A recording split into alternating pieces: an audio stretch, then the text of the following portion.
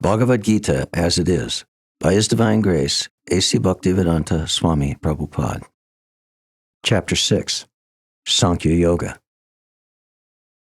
The Blessed Lord said, "One who is unattached to the fruits of his work, and who works as he is obligated, is in the renounced order of life, and he is the true mystic, not he who lights no fire and performs no work." What is called renunciation is the same as yoga, or linking oneself with the Supreme, for no one can become a yogi unless he renounces the desire for sense gratification. For one who is a neophyte in the Eightfold Yoga system, work is said to be the means. And for one who has already attained to yoga, cessation of all material activities is said to be the means. A person is said to have attained to yoga when, having renounced all material desires, he neither acts for sense gratification nor engages in fruitive activities. A man must elevate himself by his own mind, not degrade himself. The mind is the friend of the conditioned soul and his enemy as well. For him who has conquered the mind is the best of friends. But for one who has failed to do so, his very mind will be the greatest enemy. For one who has conquered the mind, the supersoul is already reached, for he has attained tranquility. To such a man, happiness and distress, heat and cold, honor and dishonor are all the same. A person is said to be established in self-realization and is called a yogi or mystic when he is fully satisfied by virtue of acquired knowledge and realization. Such a person is situated in transcendence and is self-controlled. He sees everything, whether it be pebbles, stones, or gold, as the same. A person is said to be still further advanced when he regards all, the honest well-wisher, friends and enemies, the envious, the pious, the sinner, and those who are indifferent and impartial, with an equal mind. A transcendentalist should always try to concentrate his mind on the Supreme Self. He should live alone in a secluded place and should always carefully control his mind. He should be free from desires and feelings of possessiveness. To practice yoga, one should go to a secluded place and should lay kusha grass on the ground and then cover it with a deerskin and a soft cloth. The seat should neither be too high nor too low and should be situated in a sacred place. The yogi should then sit on it very firmly and should practice yoga by controlling the mind and the senses, purifying the heart and fixing the mind on one point. One should hold one's body, neck, and head erect in a straight line and stare steadily at the tip of the nose. Thus, with an unagitated, subdued mind, devoid of fear, completely free from sex life, one should meditate upon me within the heart and make me the ultimate goal of life. Thus, practicing control of the body, mind, and activities, the mystic transcendentalist attains to the kingdom of God, or the abode of Krishna, by cessation of material existence. There is no possibility of one's becoming a yogi, O Arjuna, if one eats too much or eats too little, sleeps too much or does not sleep enough. He who is temperate in his habits of eating, sleeping, working, and recreation can mitigate all material pains by practicing the yoga system. When the yogi, by practice of yoga, disciplines his mental activities and becomes situated in transcendence, devoid of all material desires, he is said to have attained yoga. As a lamp in a windless place does not waver, so the transcendentalist, whose mind is controlled, remains always steady in his meditation on the transcendent self.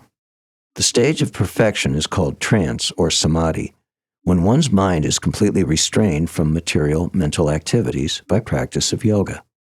This is characterized by one's ability to see the self by the pure mind and to relish and rejoice in the self. In that joyous state, one is situated in boundless transcendental happiness and enjoys himself through transcendental senses. Established thus, one never departs from the truth, and upon gaining this, he thinks there is no greater gain. Being situated in such a position, one is never shaken, even in the midst of greatest difficulty. This indeed is actual freedom from all miseries arising from material contact. One should engage oneself in the practice of yoga with undeviating determination and faith. One should abandon, without exception, all material desires born of false ego, and thus control all the senses on all sides by the mind. Gradually, step by step, with full conviction, one should become situated in trance by means of intelligence, and thus the mind should be fixed on the self alone and should think of nothing else. From whatever and wherever the mind wanders due to its flickering and unsteady nature, one must certainly withdraw it and bring it back under the control of the self. The yogi whose mind is fixed on me verily attains the highest happiness. By virtue of his identity with Brahman, he is liberated. His mind is peaceful, his passions are quieted, and he is freed from sin. Steady in the self, being freed from all material contamination, the yogi achieves the highest perfectional stage of happiness in touch with the Supreme Consciousness. A true yogi observes me in all beings and also sees every being in me. Indeed, the self-realized man sees me everywhere. For one who sees me everywhere and sees everything in me, I am never lost, nor is he ever lost to me. The yogi who knows that I and the Supersoul within all creatures are one worships me and remains always in me in all circumstances. He is a perfect yogi who, by comparison to his own self, sees the true equality of all beings, both in their happiness and distress, O Arjuna. Arjuna said, O Madhusudana, the system of yoga which you have summarized appears impractical and unendurable to me, for the mind is restless and unsteady. The mind is restless, turbulent, obstinate, and very strong, O Krishna, and to subdue it is, it seems to me, more difficult than controlling the wind. The Blessed Lord said, O mighty-armed son of Kunti, it is undoubtedly very difficult to curb the restless mind, but it is possible by constant practice and by detachment. For one whose mind is unbridled, self-realization is difficult work. But he whose mind is controlled and who strives by right means is assured of success. That is my opinion. Arjuna said, What is the destination of the man of faith who does not persevere, who in the beginning takes to the process of self-realization, but who later desists due to worldly mindedness and thus does not attain perfection in mysticism? O mighty-armed Krishna, does not such a man, being deviated from the path of transcendence, perish like a riven cloud, with no position in any sphere? This is my doubt, O Krishna, and I ask you to dispel it completely. But for yourself, no one is to be found who can destroy this doubt. The Blessed Lord said, Son of Pritha, a transcendentalist engaged in auspicious activities does not meet with destruction either in this world or in the spiritual world. One who does good, my friend, is never overcome by evil. The unsuccessful yogi, after many, many years of enjoyment on the planets of the pious living entities, is born into a family of righteous people or into a family of rich aristocracy. Or he takes his birth in a family of transcendentalists who are surely great in wisdom. Verily, such a birth is rare in this world. On taking such a birth, he again revives the divine consciousness of his previous life, and he tries to make further progress in order to achieve complete success, O son of Kuru.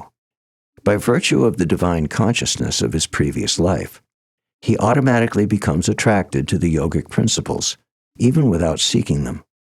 Such an inquisitive transcendentalist, striving for yoga, stands always above the ritualistic principles of the scriptures. But when the yogi engages himself with sincere endeavor in making further progress, being washed of all contaminations, then ultimately, after many, many births of practice, he attains the supreme goal. A yogi is greater than the ascetic, greater than the empiricist, and greater than the fruitive worker. Therefore, O Arjuna, in all circumstances, be a yogi. And of all yogis, he who always abides in me with great faith, worshipping me in transcendental loving service, is most intimately united with me in yoga, and is the highest of all.